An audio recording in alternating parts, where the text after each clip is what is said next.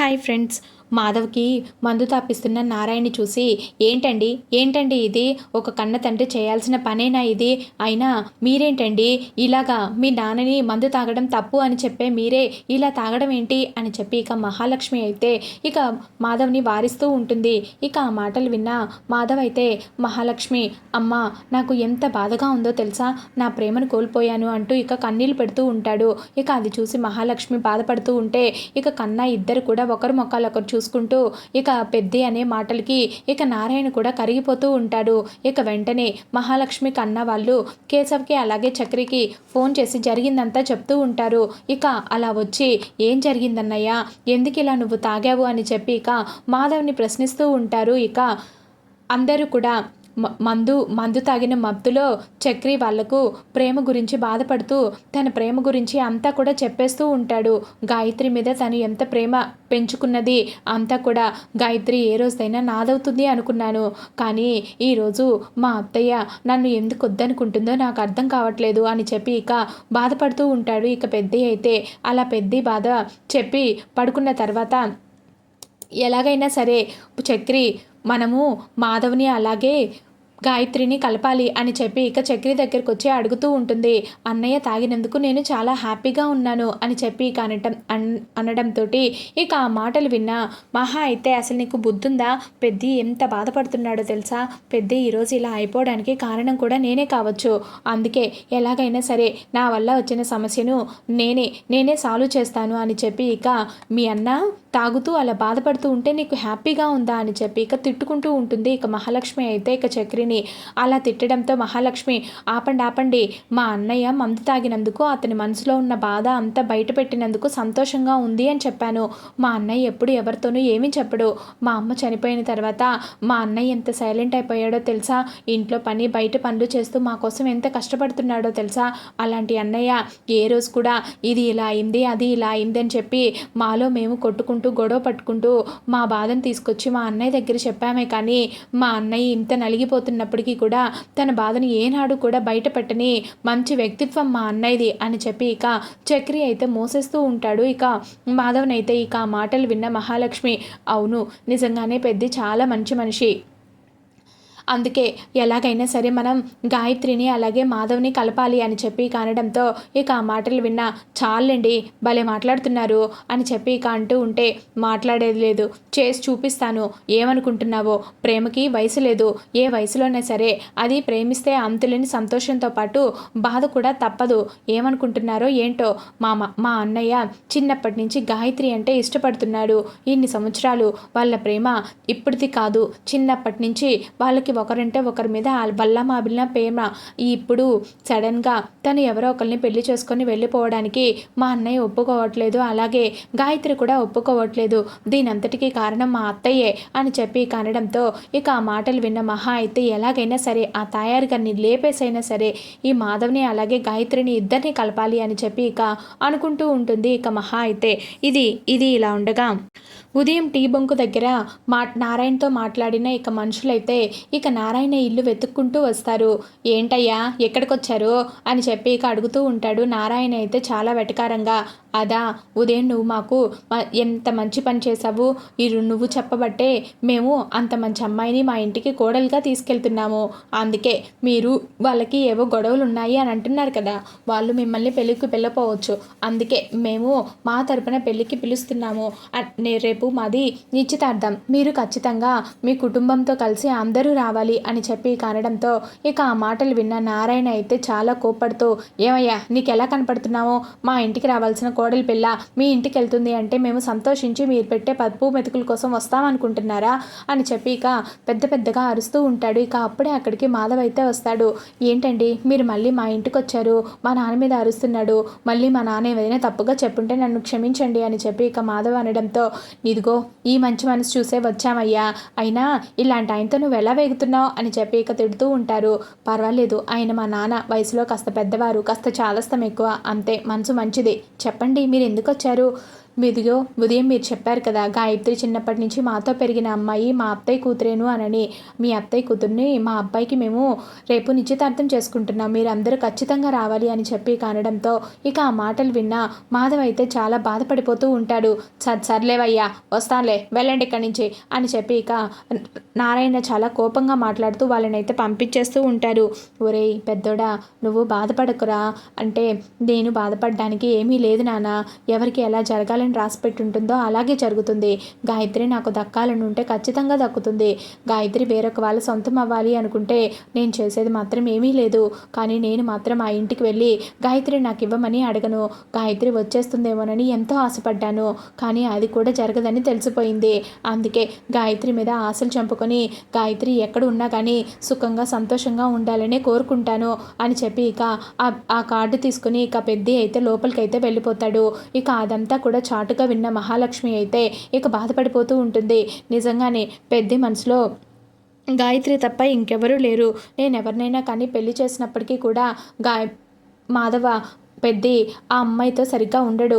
అప్పుడు నేను ఆ అమ్మాయికి కూడా అన్యాయం చేసిందాన్ని అవుతాను. ఇప్పుడు నేను ఏదో ఒకటి చేసి గాయత్రిని కనుక ఇక్కడికి తీసుకొచ్చాను అని అంటే నా ప్లేస్లో ఇంకొకరిని ఉంచుదాన్ని అవుతాను. అంతేకాదు ఈ ఇంటికి ఏ ఆడపిల్ల వచ్చి కాపురం చేయదు, ఈ ఇంట్లో ఏ ఆడపిల్ల ఉండదు అని చెప్పి తయారు పెట్టిన శాపానికి వాళ్ళ కూతురే వస్తుంది. కాబట్టి ఇక అందరూ కూడా తననే అంటారు అని చెప్పి ఇక మహాలక్ష్మి అయితే ఆలోచిస్తూ ఉంటుంది.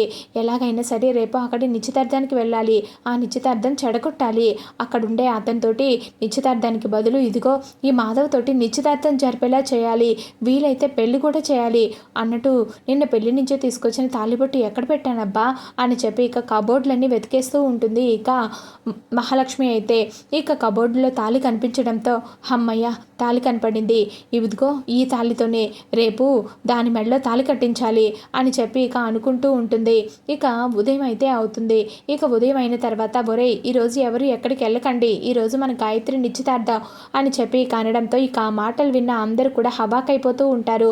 అన్నయ్య నీకు బుద్ధి లేకపోవచ్చు, మాకుంది, దయచేసి అలాంటి వాళ్ళ నిశ్చితార్థానికి మేము రాలేం, కావాలంటే నువ్వెళ్ళు అని చెప్పి ఇక అంటూ ఉంటాడు. ఒరే అలా అంటే ఎలారా, తను మన తోడబుట్టింది కాకపోయినప్పటికీ కూడా మన నాన్న తోడబుట్టిందిరా, మన మేనత్త కూతురు, మరి అలాంటప్పుడు దాని పెళ్ళికి మనం వెళ్ళకపోతే ఎలాగా అని చెప్పి అనడంతో ఇక ఆ మాటలు విన్న చక్రి అయితే ఇక కన్నా అలాగే చక్రి కేశవులు ముగ్గురు కూడా పక్కకైతే పిలుస్తూ ఉంటుంది. ఇక ఏంట్రా మీ ఆవిడ మళ్ళీ ఏదో పక్కకు పిలుస్తుంది, కొంప తీసి ఈసారి చెవులు కత్తిరించి చేతిలో పెట్టదు కదా అని చెప్పి ఇక కైసో భయపడుతూ ఉంటే, ఏమోరా ఇది ఎప్పుడు ఎలా బిహేవ్ చేస్తుందో నాకు కూడా తెలియదు అని చెప్పి ఇక భయపడుతూనే ముగ్గురు అయితే అక్కడికి వెళ్తారు. చూడండి రాత్రి పెద్ది చెప్పిన మాటలు గుర్తున్నాయి కదా, తనకి గాయత్రి ఎంత ఇష్టమో, ఈరోజు అనుకోకుండా మనం కూడా అక్కడికే వెళ్తున్నాము. అవును వదినా, ఏం చెయ్యాలి చెప్పు అని చెప్పి ఇక అడుగుతూ ఉంటాడు. మీరేం చేయనవసరం లేదు, జస్ట్ నేను చెప్పినప్పుడు వస్తే చాలు అని చెప్పి అనడంతో ఒరే మీ ఆవిడేదో పెద్ద ప్లానే వేసినట్టుందిరా, పొరపాటున ఈ ప్లాన్ కానీ ఫ్లాప్ అయిందే అనుకో, ఇంకా మీ ఆవిడ నన్ను ఇంట్లో బతకని ఎదురా బాబోయ్ అని చెప్పి ఇక భయపడుతూ ఉంటాడు. ఇక శివనారాయణ అయితే ఇక తెల్లవారుతుంది. ఇక అందరూ కూడా గాయత్రి నిశ్చితార్థానికైతే కారు బుక్ చేసుకుని బయలుదేరుతూ ఉంటారు. ఇక వెనకాల సీట్లో అందరూ కూర్చుంటారు, ముందు సీట్లో మహా కూర్చుంటుంది డ్రైవర్ పక్కన.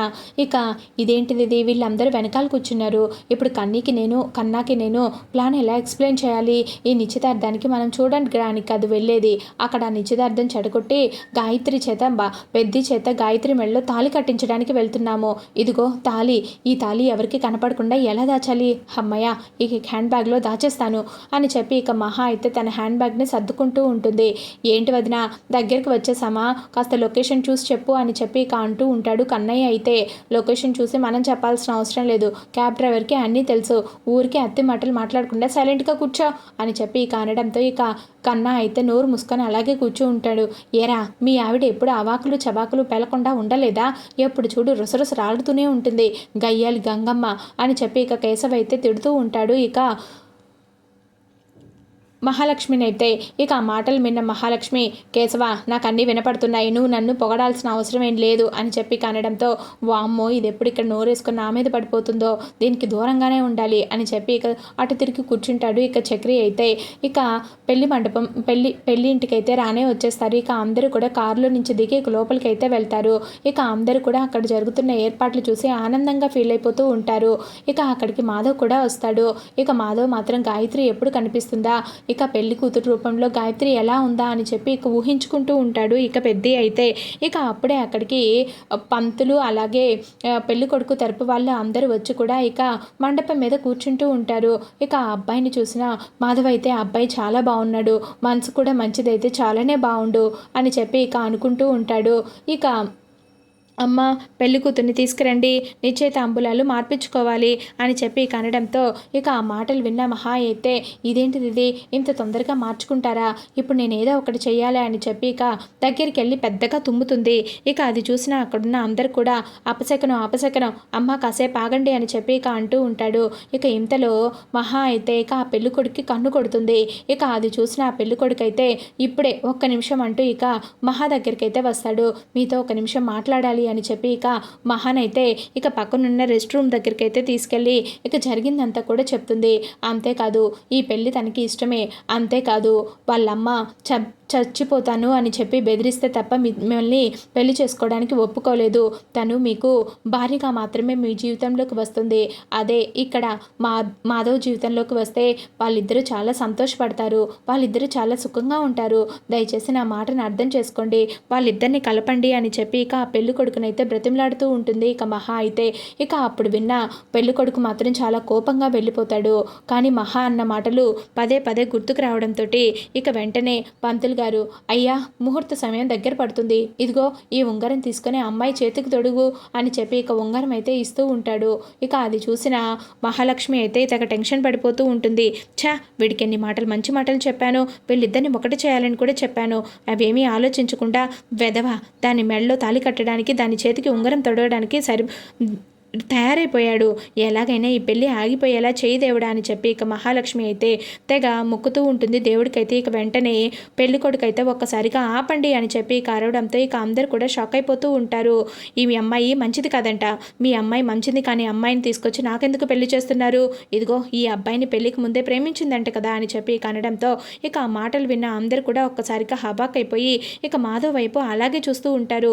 ఇక మహా మాత్రం ప్లాన్ వర్కౌట్ అయ్యింది, థ్యాంక్స్ అన్నట్టుగా ఇక పెళ్లికి కొడుకు వైపు చూపిస్తూ ఇక థమ్ ఫింగర్ అయితే చూపిస్తూ ఉంటుంది.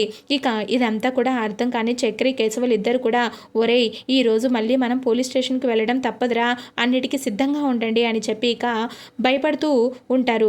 ఇది ఫ్రెండ్స్ ఈరోజు ఎపిసోడ్. నచ్చితే ఖచ్చితంగా లైక్ చేసి సబ్స్క్రైబ్ చేసుకోవడం మాత్రం మర్చిపోవద్దు. మీకు ఎలా అనిపించిందో ఖచ్చితంగా కామెంట్ రూపంలో తెలియచేయండి.